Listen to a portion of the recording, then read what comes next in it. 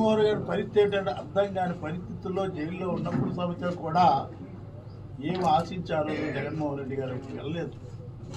ఏదో నాకు MLA ticket కావాలనో, ఎమ్మెల్సీ టికెట్ కావాలనో, ఎంపీ టికెట్ కావాలనేటువంటి ఆలోచనతోనే నేను జగన్మోహన్ రెడ్డి గారి వైపు ప్రయాణం చేయలేదు.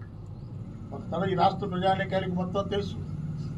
ఆ రోజున జగన్మోహన్ రెడ్డి గారి వైపు ఈ ప్రాంతంలో పాదయాత్ర చేసినప్పుడు, ఈ ప్రాంతంలో మద్దతు ప్రకటించినప్పుడు ఏ ఒక్క నాయకుడు సంబంధించి కూడా, ఏ ఒక్క ప్రజాప్రతినిధి సంబంధించి కానివ్వండి, ఏ ఒక్క మాజీ ప్రతినిధి సంబంధించి కానీ ఎవరు కూడా వచ్చిన దాఖలు లేదనే విషయాన్ని కూడా గుర్తుపెట్టుకోమని కూడా నేను ఈ సందర్భంగా మనం చేస్తున్నాను.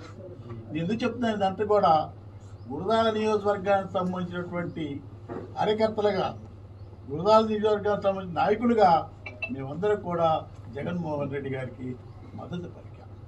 అందుకనే ఈరోజు మీరు చూస్తున్నాం గురజాల నియోజకవర్గం ఉన్నటువంటి కార్యకర్త దాదాపు 9 సంవత్సరాల పాటు కూడా పనిచేసినటువంటి కార్యకర్తల్ని ఏ విధంగా ఇబ్బందులు పెట్టారు, ఏమైనా అవకాశాలు ఇచ్చారా, అది కాకుండా కూడా పార్టీ నాదనే విధంగా పార్టీని ఏమాత్రం కూడా ఆలోచించకుండా పార్టీ నాదనే విధంగా కూడా ప్రవర్తించి పార్టీని నాశనం చేసినటువంటి పరిస్థితి గురజాల నియోజకవర్గంలో చాలా బాధేస్తుంది.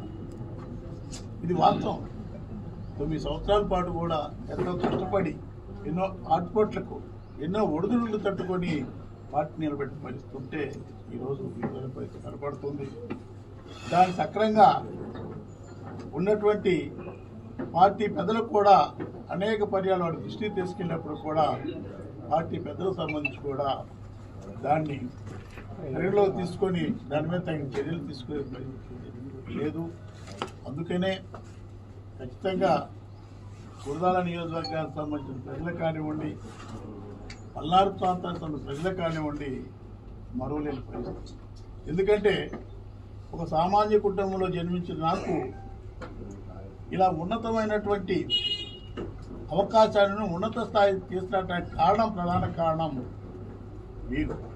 ఈ ప్రజలందరూ ఆశీర్వదించారు, ఈ ప్రజలందరూ అభిమానించారు, ఈ ప్రజలందరూ కూడా వారి యొక్క అండదండలతో నేను ఎదిగాను కాబట్టి ప్రజలను విడిచి చివరి శ్వాస వరకు కూడా ఈ ప్రాంత ప్రజలు, పల్నాడు ప్రాంత ప్రజల యొక్క విడిచి వెళ్ళేటువంటి పరిస్థితి లేదు. రాజకీయాల్లో కొనసాగుతాం, రాజకీయాల్లో తప్పనిసరిగా కూడా మార్పు కోసం కూడా ప్రయాణం చేస్తాం.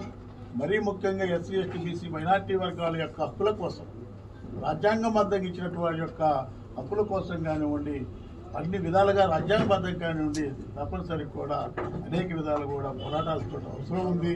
ఎస్సీ, ఎస్టీ, బీసీ, మైనార్టీ వర్గాలకి ఆ యొక్క మద్దతు తప్పనిసరిగా ఉందని చెప్తూ రాజకీయ భవిష్యత్తు ఆలోచించినట్లయితే అన్ని విధాలుగా ఆలోచించాం.